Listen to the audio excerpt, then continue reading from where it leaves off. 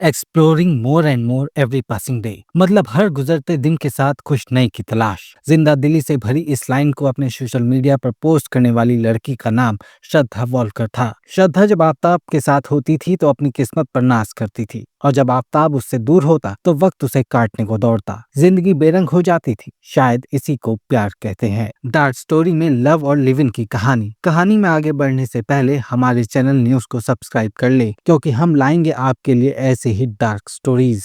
आज बात होगी श्रद्धा और आफ्ताब की लव स्टोरी की, जिसका अंत 35 टुकड़ों के साथ हुआ। लव स्टोरी शुरू होती है साल 2019 में। एक डेटिंग ऐप के जरिए श्रद्धा और आफ्ताब की जान पहचान होती है, जो आगे चलकर प्यार में बदलती है। श्रद्धा और आफ्ताब एक दूसरे के करीब रहने के लिए एक बड़ा डिसीजन लेते हैं, लिव इन में रहने का डिसीजन। दोनों एक ही कॉल सेंटर में नौकरी करने लगते हैं। दोनों की जिंदगी अच्छे से गुजर रही थी। जो लोग इन्हें जानते थे वो कहते थे मेड फॉर ईच अदर। फिर वक्त बदला, मौसम बदले और बदल गया आफ्ताब का प्यार। लेकिन श्रद्धा आफ्ताब के बदलते रंग को पहचान ना पाई। वो हर बार रिश्ते को संभालती। साल 2022 के फरवरी में श्रद्धा अपनी और आफ्ताब की फोटो को सोशल मीडिया पर शेयर करती है और लिखती है हैप्पी डेज।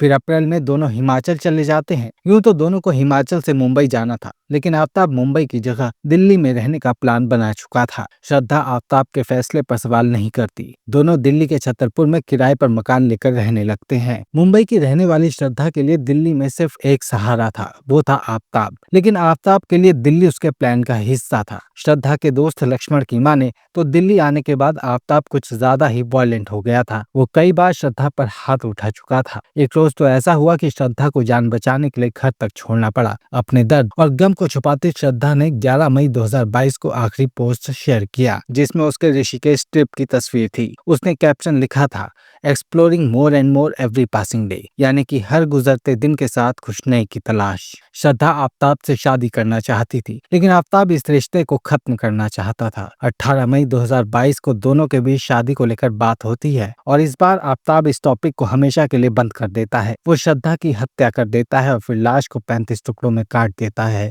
श्रद्धा का मर्डर करने के 2 दिन बाद, यानी कि 20 मई 2022 को आफ्ताब 300 लीटर वाला कोल्ड स्टोरेज फ्रिज लेकर आता है, ताकि श्रद्धा के कटे टुकड़ों को उसमें रख सके। इसके बाद अगले 16 दिन तक आफ्ताब रोज देर रात घर से निकलता और मेहरौली के जंगलों में लाश के टुकड़ों को फेंक आता। उसने घर में अगरबत्ती जलाकर रखी ताकि घर से लाश की बदबू न आए। यही नहीं, आफ्ताब ने घर से खून साफ किया और इसके लिए केमिकल का इस्तेमाल किया, जो कि उसने गूगल पर सर्च किया था। एक तरफ तो आफ्ताब लाश के टुकड़ों को ठिकाने लगा रहा था, तो वहीं दूसरी तरफ वो श्रद्धा के सोशल मीडिया अकाउंट को चलाता रहा और उसके दोस्तों से बात करता रहा ताकि किसी को शक न हो। लेकिन उसका गुनाह ज्यादा दिन तक छुपने वाला नहीं था। श्रद्धा का दोस्त लक्ष्मण जब 2 महीने तक श्रद्धा से कोई कांटेक्ट नहीं कर सका, तो इस बारे में उसने श्रद्धा के परिवार को बताया। अगस्त 2022 में श्रद्धा के पिता विकास फॉलकर मुंबई के मनिकपुर पुलिस स्टेशन में गुमशुदगी की रिपोर्ट दर्ज कराते हैं। ये तो सभी को पता था कि श्रद्धा आफ्ताब के साथ लिव इन में थी, लेकिन आफ्ताब कहाँ था ये अब तक पहेली बना हुआ था, क्योंकि आफ्ताब और श्रद्धा मुंबई वाला फ्लैट छोड़कर कहाँ शिफ्ट हुए थे ये कोई नहीं जानता था। मुंबई पुलिस की सर्विलांस और टेक्निकल टीम आफ्ताब और श्रद्धा को तलाशने में जुट जाती है। पता चलता है कि वो दिल्ली में है। इस इंफॉर्मेशन के मिलते ही केस में दिल्ली पुलिस की एंट्री होती है। दिल्ली पुलिस श्रद्धा की तलाश में आफ्ताब की लोकेशन पर रेड डालती है, लेकिन हाथ आता है सिर्फ आफ्ताब। पुलिस पूछताछ में वो बताता है कि श्रद्धा उसे मई में हुए एक झगड़े के बाद छोड़कर चली गई थी। श्रद्धा कहाँ है, किस हाल में है, जिंदा है या नहीं, इन तमाम सवालों को लेकर पुलिस की इन्वेस्टिगेशन जारी थी। एक तरफ पुलिस श्रद्धा को तलाश रही थी, तो दूसरी तरफ उसकी हत्या के शक में आफ्ताब से पूछताछ कर रही थी। पुलिस की इन्वेस्टिगेशन आगे बढ़ी और पुलिस ने आफ्ताब का नार्को और पॉलीग्राफिक टेस्ट कराया। आरोपी आफ्ताब ने श्रद्धा का कत्ल करना कबूल कर लिया। वो कबूल करता है कि उसने श्रद्धा के 35 टुकड़े किए और लाश को ठिकाने लगा दिया।